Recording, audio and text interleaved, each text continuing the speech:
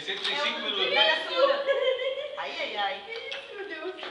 Tá, mas não precisa ser quebra-cabeça. Acho que tem manual de instrução, Ana.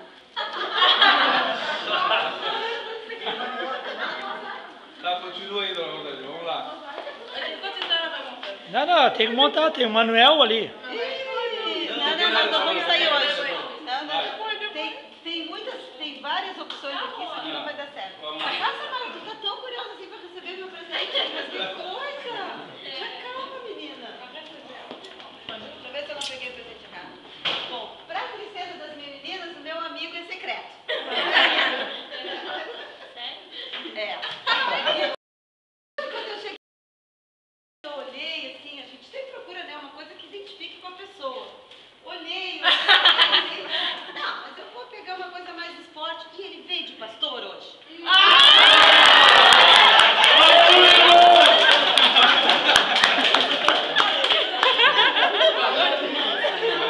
É uma Bíblia.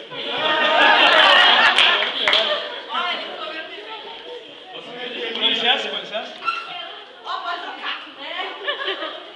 Ah, não cabe. Ah, não cabe. Ah, cabe sim. Não cabe, não. Ô, Alex, o pior é que me disseram assim, não, mas pode ser justinha e usa umas calaveras. Eu só podia questionar.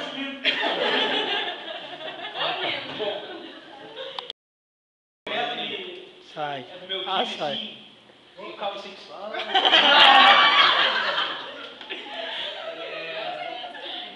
Não tem muito.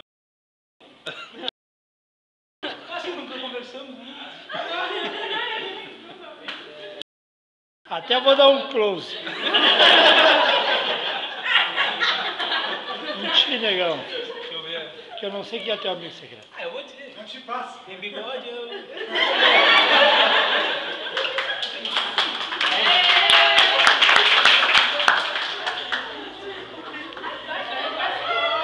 Mas só eu tenho bigode,